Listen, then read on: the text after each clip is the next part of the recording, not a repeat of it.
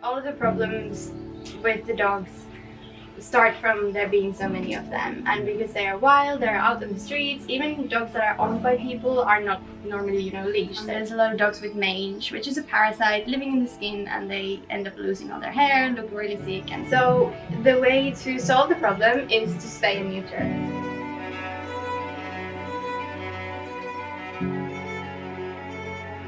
We have been fundraising in Finland and on the island. There's a lot of supporters that we have out in the States or around the world really, who are just like maybe being on the island, see the situation and want to do something to help the dogs. So we have been incredibly lucky to be able to collect enough funds to do all those clinics, and so far in the 2.5 years that we've been working, we've spayed almost 2,000 animals. 2,000 animals, yes. Wow. Good morning everyone, and welcome back to a new vlog from Siargao Island. Today we're going to look at something very exciting. We're going to look at an animal rescue NGO called the Puppy Puddle, and this is a very cool organization located here in General Luna at the moment.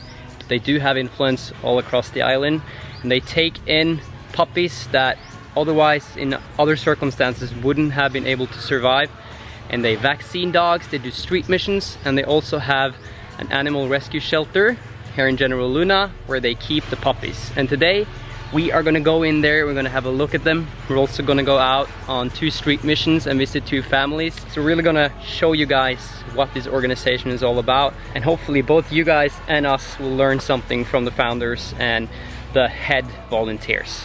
So let's go and say hi to them. Oh. Look at this beautiful oasis walking in.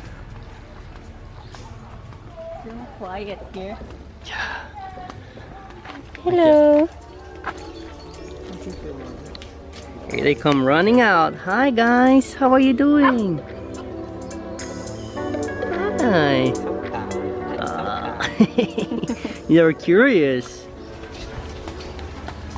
So we have 2 houses at the moment. This is the original puppy house, and then we have also now another house where some of our second volunteer lives. This is so cool. The Puppy Puddle Animal Shelter. Hi guys. Hello. So these are 2 of our puppies, Luna here. Luna. So yeah, they were both brought in pretty rough shape. Luna didn't have any hair at all. Her mange was so advanced that we couldn't tell what color she will be. Oh, so wow. she's been here maybe 3 or 4 weeks now. Yeah. And she grew all of her hair back. Wow. She's beautiful. She is sponsored by some people, so we will start his vaccination soon. Oh, look at these There's guys. a couple more. Hello. Hello. Hi. Puppies are coming running out to us. And now we're walking around trying to find some shelter. And you guys can hear them. There are more. Yes, new guests. Oh, thank you. Hello. Wow. So many. Hi, baby. Hi. Hello. How are you guys doing? Oh, Pascal is Christmas in Tagalog. So that's Hi. Hi. Hi, Maybe Pascal. shy. A little bit shy. Yeah. There's new people in the shelter.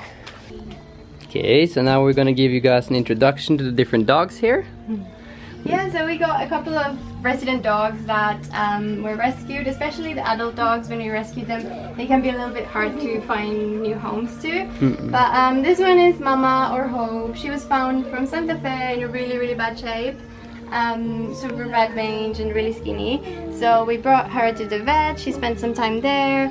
And with the donations we got, we were able to fully vaccinate her as well as spay her, because she has definitely got a couple of litters in her lives before, which is a problem with stray dogs. Obviously, they just get pregnant time and time again, and it's really hard for the female body. Right. And then they get really sick and malnourished themselves. So we got her spayed so she can just now enjoy her her own life. her own life here at the puppy house. And if anybody would ever be willing to adopt her, of course we will be so happy to give her to a new home. But before that happens, she will just stay here. Yeah.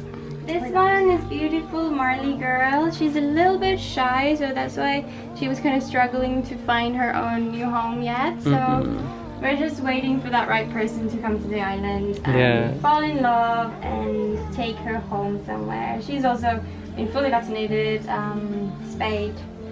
Beautiful girl. Yeah, she's very shy. Yeah, she takes a little bit of time to trust the people first. Yeah.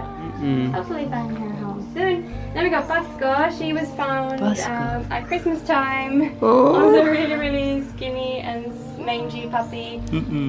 Completely recovered now, and she has been adopted actually. Through Instagram, somebody from the US really fell in love, and but then COVID happened. Right. So we couldn't get her transported. But there's a couple of puppies we have sent before to US, Canada, Paris. One Nancy went there with Eugenie.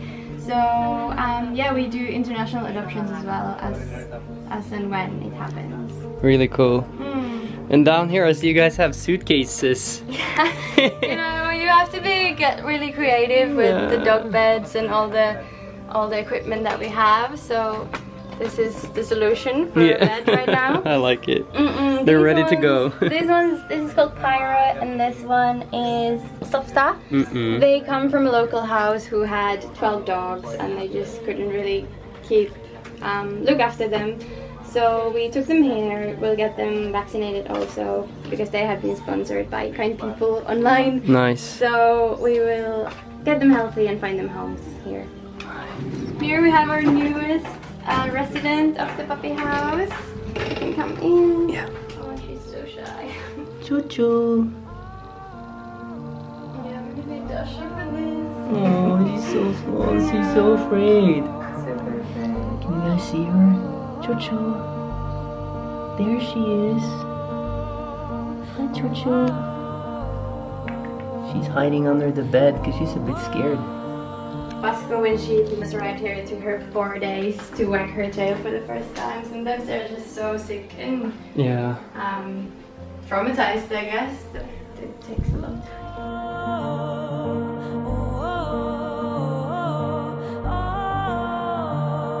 Puppy Puddle, yeah. So it's an NGO organization founded in 2018, so about 2 years ago. Yeah.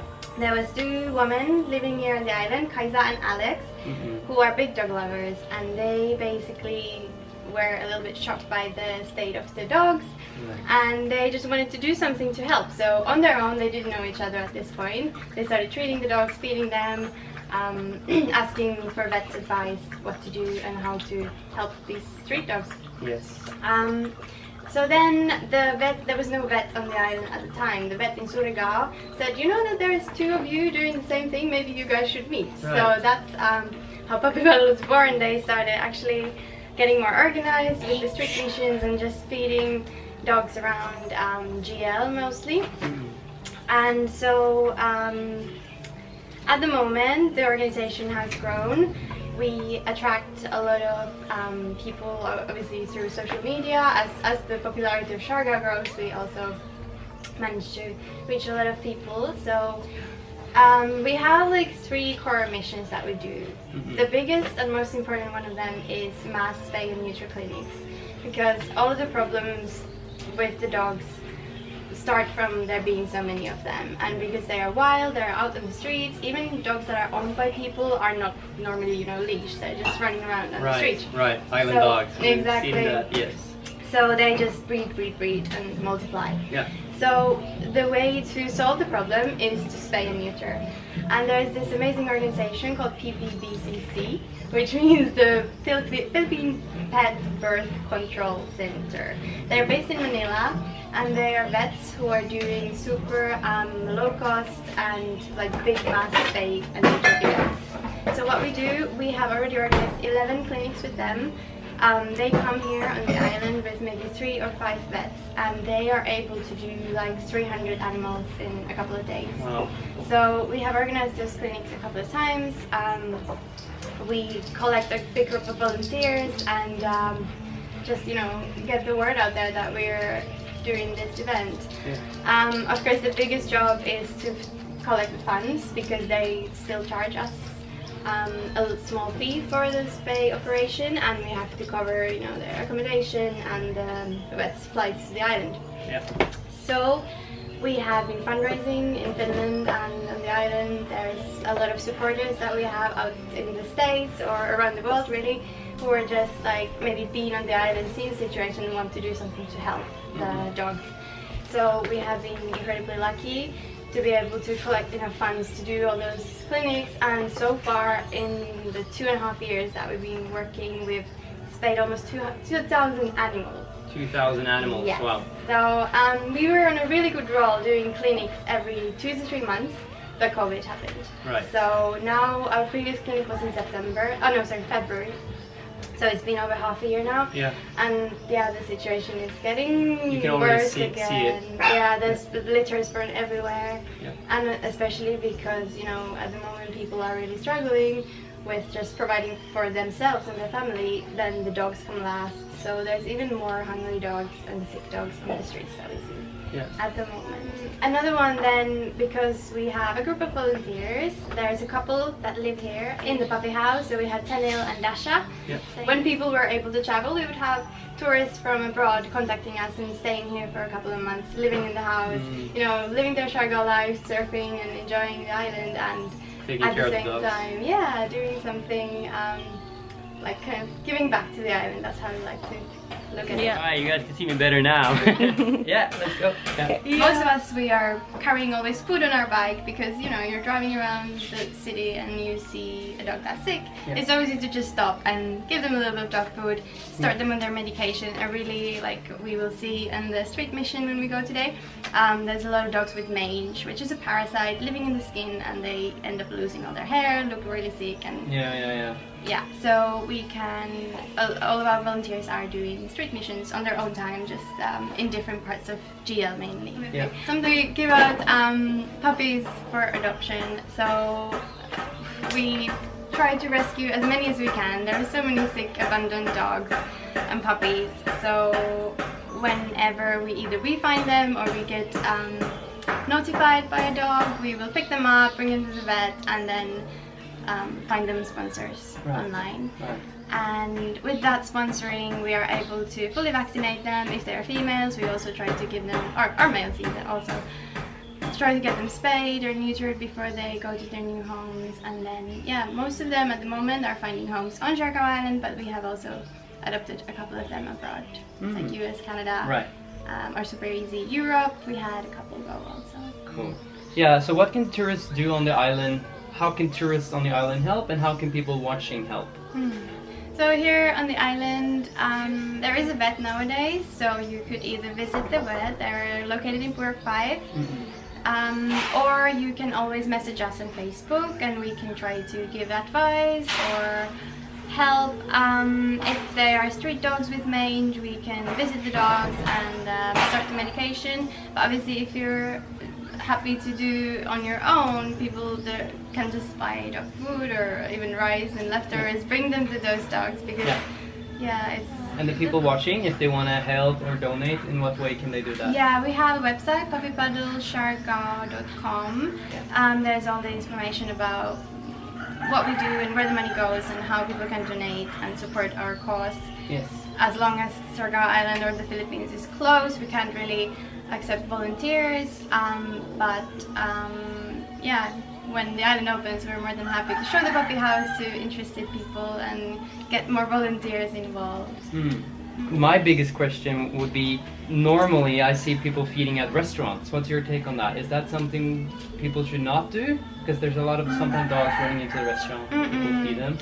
Well, we're going to see it as a good thing, because that is helping those dogs on the street to survive. Yeah. And now that the restaurants have been closed, a lot of them are struggling. Yeah. Respectful towards the restaurant owner, you can just bring a little dish at the side of the road or somewhere on the side.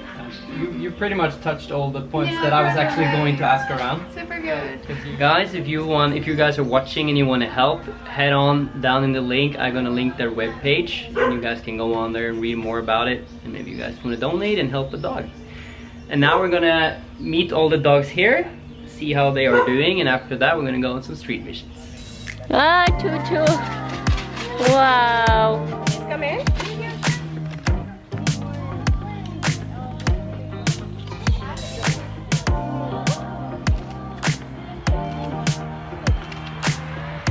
Before we go on the street mission, we're gonna do some vaccines here. This is how you do it. So what are you giving them vaccine for now? So this is the medicine for mange. We will give normally 4 shots in a 1 week interval. So it takes about 1 month to treat them. Okay, then we're gonna say goodbye to all these dogs at the Puppy Puddle.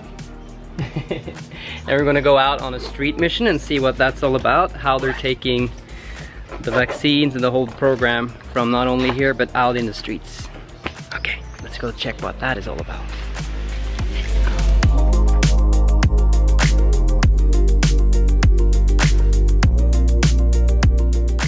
Okay, so now we're at the first house and we're gonna go and see Milky. Milky and Sidi. Okay. Yeah, so this is the house where I've been coming already 2 or 3 times. Yes. So this is the mama dog. Oh. Hi, Milky. Milky. Milky. Hello, Milky. So yeah, she's looking much better actually. Hi, you're not hungry?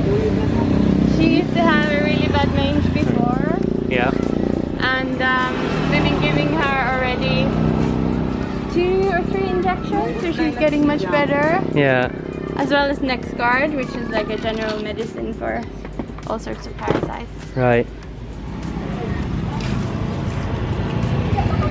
It kills the mange is basically a parasite that lives in the hair follicle.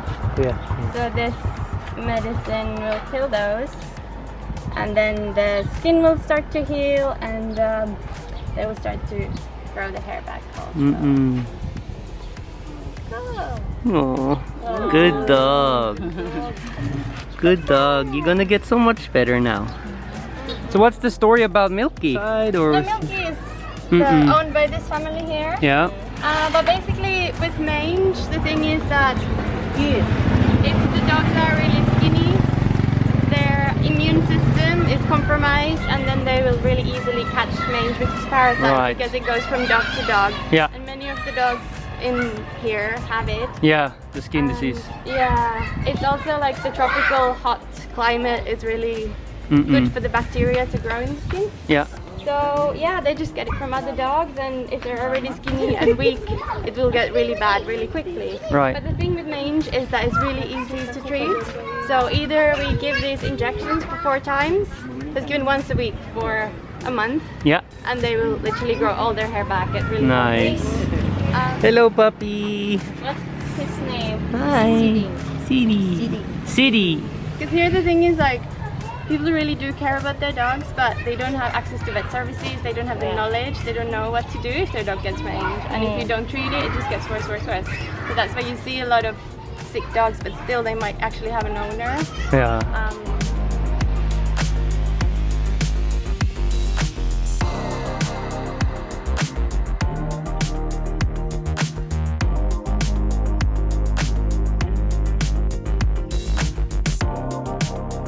Guys, so that was the first street mission. This is called a street mission when you visit a family like that. And we're gonna go to the second one.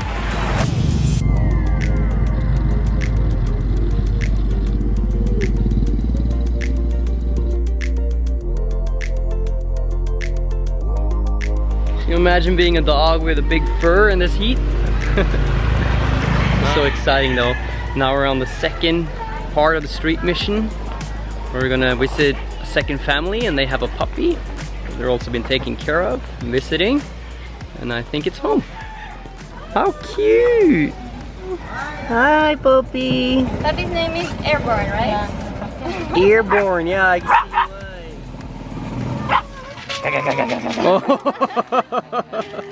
Wow, he's hungry. He wants to grow big. Even not chewing the food. This is his second shot. He was definitely worse last time. Yeah. But it's already like trying to grow, or starting to grow new hair after the first shot already. Nice.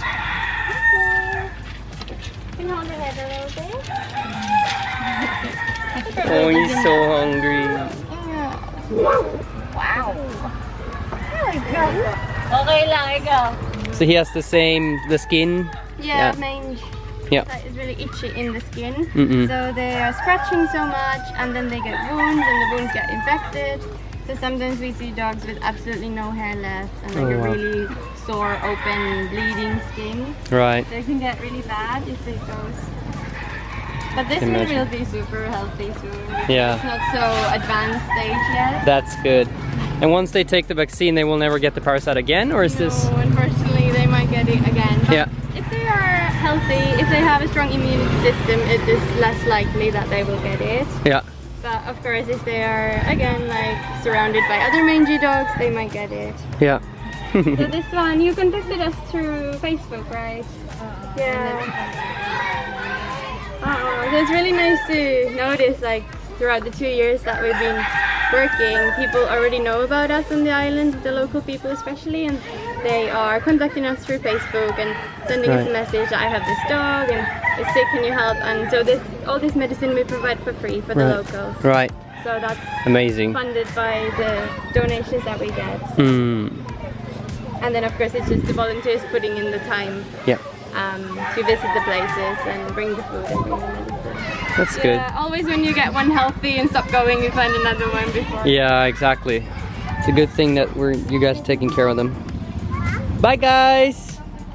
Bye-bye. Goodbye. Okay, this was our day with Team Puppy Puddle. Yes. Thank you so much, guys, for taking us out on the street. Thank you for showing us around. Yeah. To know more about Puppy Puddle, we will put their Facebook and Instagram link on the description box. So if you want to donate, sponsor, or adopt puppies or kittens, check them out. All right. Goodbye. Thank you.